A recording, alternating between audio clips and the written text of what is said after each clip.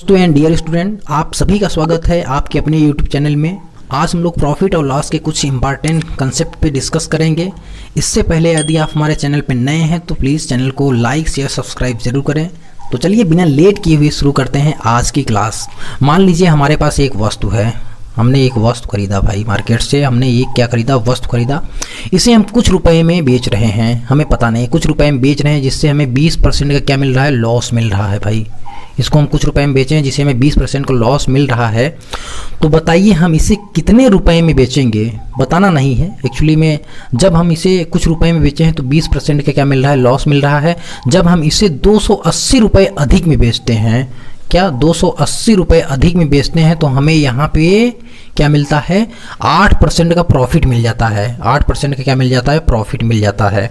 तो इन्होंने पूछा है इस वस्तु का मूल्य क्या है। क्वेश्चन समझ में आया आपको? एक वस्तु है हमारे पास जिसे हम कुछ रुपए में बेच रहे हैं, तो हमें 20% का लॉस मिल रहा है। जब हम इस वस्तु को ठीक जितने भी रुपए में बेचे हैं उससे 280 रुपये अधिक में बेचते हैं, 280 रुपये अधिक में बेचते हैं, तो हमें 8% का लॉस मिलता है। तो हमें इस वस्तु का मूल्य ज्ञात करना है कि हमने इस वस्तु को कितने में खरीदा। ठीक है, तो हम मान लेते हैं कि भाई माना कि हमने इस वस्तु को 100 रुपये में खरीदा। ठीक है, मान लेते हैं। अब देखते हैं अगर इस हमें 20% का लॉस कब मिलेगा? जब हम इस वस्तु को 80 रुपये में बेच देंगे। ठीक है, हमें 20% का लॉस मिलेगा। और 8% का प्रॉफिट कब मिलेगा? जब हम इस वस्तु को कितने में बेचेंगे? 108 रुपये में बेचेंगे, तो हमें 8% का प्रॉफिट मिलेगा। तो हमें यहाँ से कितना अधिक वैल्यू मिल रहा है? आप देख रहे हैं 28 रुपये। कहने का मतलब हम यहाँ से जब हम 100 इसे माने हैं तो हम 28 रुपये जब अधिक में बेच रहे हैं तो हमें 8 रुपये का क्या मिल रहा है? प्रॉफिट मिल रहा है। 8% का मतलब प्रॉफिट मिल रहा है। ओके, लेकिन ये कह रहे हैं ये 28 नहीं है, ये कितना है? 280 है। तो 28 बराबर है 280 के। तो एक यूनिट की वैल्यू कितना बराबर होगी? इसमें आप भाग देंगे तो कितना आ जाएगा? 10 आ जाएगा। ओके, तो 100 यूनिट का वैल्यू हमें ये माने हैं, तो हमें ये वाली वैल्यू निकालना है। तो 100 बराबर कितने की होगी? आप इसमें मल्टीप्लाई कर देंगे तो ये आएगा 1000।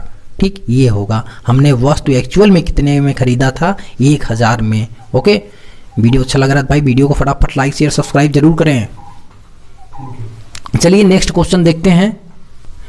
एक वस्तु है हमारे पास, मान लीजिए सेम क्वेश्चन है। एक वस्तु है, ठीक, हम इसे जब कुछ रुपए में बेचते हैं तो हमें यहाँ पे 20% का लॉस मिलता है। 20% का क्या मिलता है? लॉस मिलता है।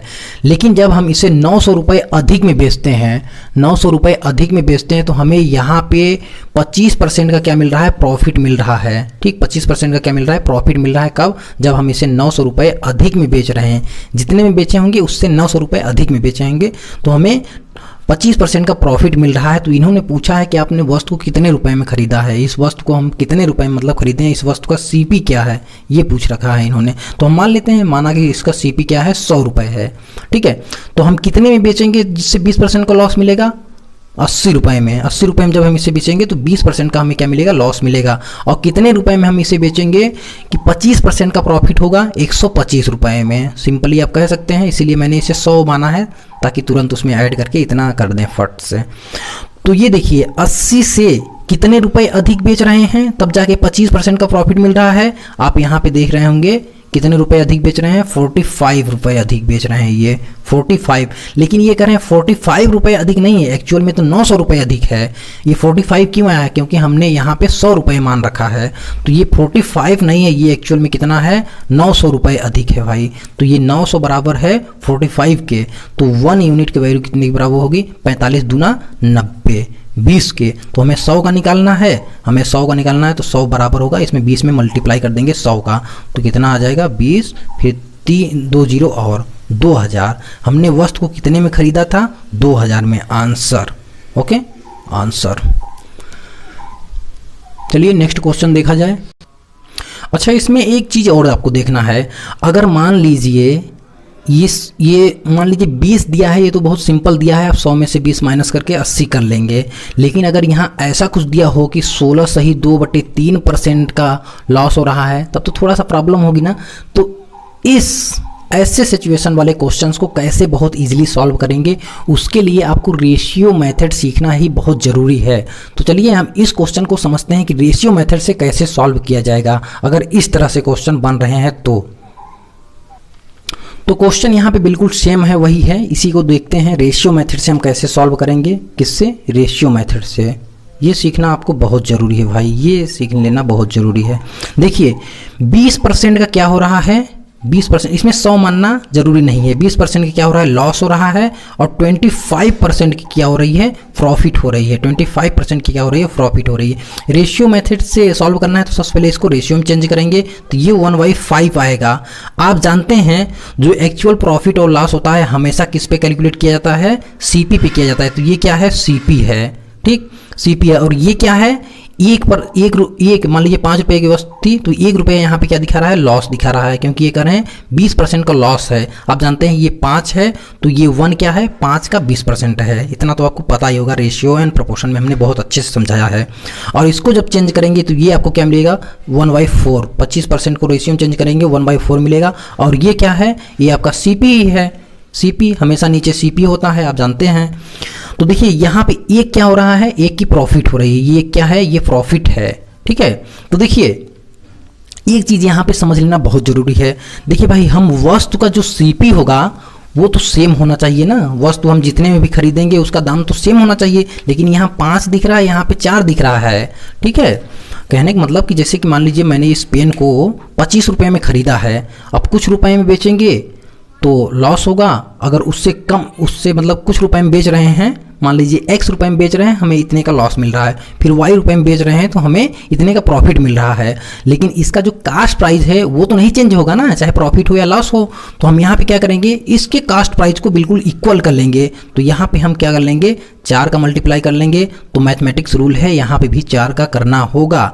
यहाँ पे अगर हमें देखिए, यहाँ हमें नीड है और यहाँ मैथ कहता है यहाँ करिए, और यहाँ पे हम 5 का मल्टीप्लाई कर लेंगे तो हमें यहाँ भी 5 का मल्टीप्लाई करना होगा। ये तो बहुत छोटी संख्या है, आप बिल्कुल सोच सकते हैं कि दोनों को 20-20 बना लेते हैं। नहीं तो क्या होता है, सबसे सिंपल तरीका 5 और 4 का एलसीएम ले लीजिए, आपको पता चल जाएगा कि यहाँ पे एक्चुअल में कितना बनाना है। और फिर हम 5 में जितने एलसीएम आएगा, जैसे इसमें एलसीएम लेंगे तो ये जाएगा 20, तो हम 5 में जब 20 का भाग देंगे तो हमें पता चल जाएगा कि 5 में हमें 4 का मल्टीप्लाई करना है, और यहाँ 4 पंचे, यहाँ 4 में हमें 5 का मल्टीप्लाई करना है। ये हम आपको बताए हैं। अगर वीडियो देखते आ रहे होंगे तो आपको बिल्कुल ईजिली कैलकुलेशन करने में कोई दिक्कत नहीं होगी। लेकिन यहाँ पे बहुत छोटी संख्या है तो आप सोच सकते हैं कि इन्हें हम क्या बना लें जिससे कि इक्वल हो जाएं। तो हम यहाँ पे 20-20 बना लिए। अब देखिए क्या हो रहा है, अब ये 4/20 बन गया, ठीक, 20, और यहाँ पे 5/में ये 20 बन गया। अब ये देखिए 20 क्या है, ये दोनों जो 20 यहाँ पे दिख रहा है और यहाँ पे दिख रहा है, ये क्या है, ये है आपका सीपी, ठीक। सीपी हमें इक्वल मिल गया। अब देखिए 20 रुपए की वस्तु थी और ये क्या है, लॉस है, 4 का लॉस हो रहा है। तो 20 रुपए की वस्तु है, 4 का लॉस हो रहा है, तो हम बेचेंगे कितने में, आप कहेंगे 16 रुपए में, ओके। अब यहाँ पे 20 रुपए की वस्तु है, अब यहाँ पे हमें प्रॉफिट मिल रहा है। 20 रुपए की वस्तु है, 20 रुपए की क्या है, वस्तु है, और हम इसे 5 की प्रॉफिट में बेच रहे हैं, तो हम बेचेंगे कितने में से, आप कहेंगे 25 में, ठीक है, 25 में बेचेंगे, ठीक। अब देखिए यहाँ पे आप चलिए देख लीजिए, कहने का मतलब जब एक हम 16 रुपए में वस्तु जब बेचे हैं तो हमें क्या मिला है, 20% का लॉस मिला है। फिर जब हम 25 रुपए में वस्तु को बेचे हैं तो हमें क्या मिला है, 25% का प्रॉफिट मिला है। तो हम यहाँ पे कितना अधिक में बेच रहे हैं, तो आप देख रहे हैं 16 9 25, 9 रुपये अधिक बेच रहे हैं। लेकिन ये कह रहे हैं 9 रुपये अधिक नहीं है, ये है एक्चुअल में कितने में, कितना अधिक आप बेचे हैं, 900 रुपये अधिक। तो हम यहाँ 900 रुपये कर लेंगे सिंपली। तो 1 यूनिट की वैल्यू कितनी होगी, आप कहेंगे, सॉरी, 1 यूनिट की वैल्यू कितनी होगी, 9 × 9, ये 100 हो जाएगी, ठीक। तो हमें कितना निकलना है, ये है सीपी आपका यहाँ पे 20। तो 20 की वैल्यू करने के लिए हम इसमें मल्टीप्लाई कर लेंगे तो ये कितना आ जाएगा, 2000 आंसर, ठीक। रेशियो एंड प्रोपोर्शन मेथड से आप बिल्कुल इजीली इस तरह से सॉल्व कर सकते हैं भाई, ओके भाई। देखिए वीडियो अगर आपको अच्छा लग रहा है तो भाई मैं एक बार फिर से कहूँगा, लाइक करें, सब्सक्राइब करें, हमें बहुत ज़्यादा मोटिवेशन मिलता है, जिससे कि हम और अच्छे से आपको समझाने की कोशिश करेंगे। क्वेश्चन लेते हैं। देखिए मान लीजिए कोई वस्तु है, ठीक, इसे जब कुछ रुपए में बेचा जाता है तो 16 सही 2/3% का क्या हो रहा है, लॉस हो रहा है, ठीक। फिर जब इसे 810 रुपए में, 810 रुपये अधिक में बेचा जाता है तो इससे प्रॉफिट कितने का हो रहा है, 33 सही 1/3 का क्या मिल रहा है, प्रॉफिट मिल रहा है, ठीक। अब देखिए लॉस कितने का मिल रहा है, 16 सही 2/3% का क्या मिल रहा है, लॉस मिल रहा है भाई। प्रॉफिट कितना मिल रहा है, जब इसे 810 रुपये में अधिक बेचा जा रहा है तो 33 सही 1/3 का क्या मिल रहा है, प्रॉफिट मिल रहा है। इसको हम फ्रिक्शन में चेंज करेंगे। इसको जब हम फ्रिक्शन में चेंज करेंगे तो हमें क्या मिलेगा, 1/6। और इसको जब फ्रिक्शन में चेंज करेंगे तो यहाँ मिलेगा 1/3। ओके, अब ये क्या है, ये आपका है CP, और ये क्या है, ये भी आपका CP है। हम इसको इक्वल कर लेंगे, यहाँ पे 3 का मल्टीप्लाई कर लेंगे तो यहाँ भी 3 का होगा, मैथमेटिक्स रूल भाई। और यहाँ हम जब 6 का मल्टीप्लाई करेंगे तो यहाँ भी 6 का करना होगा। तो ये मिल रहा है एक्चुअल में कितना, 3/18, और ये क्या मिल रहा है आपको, 6/18।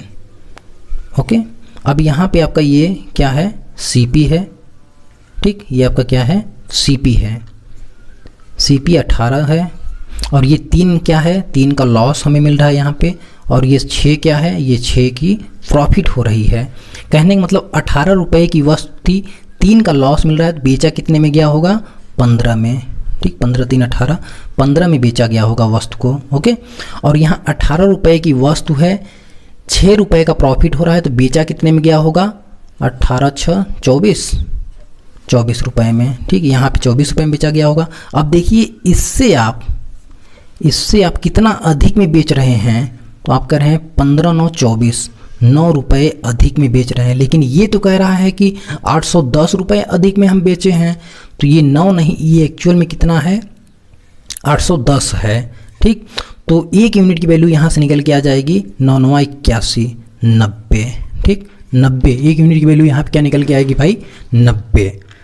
ओके, तो हमें अब निकालना कितने की है, 18 की। 18 यूनिट की वैल्यू निकालना है ना, क्योंकि यहाँ CP क्या है, 18 है। CP का मान हमें निकालना है, वस्तु कितने में है, तो यहाँ हम गुणा कर देंगे 18 × 90। आंसर क्या मिलेगा, 18 9 162, 162, ये मिल गया आंसर। ठीक, आंसर। तो यार आज के लिए बस इतना ही रखते हैं। बाकी भाई वीडियो अच्छा लगा है तो don't forget like share subscribe. Okay, thank you for watching my video.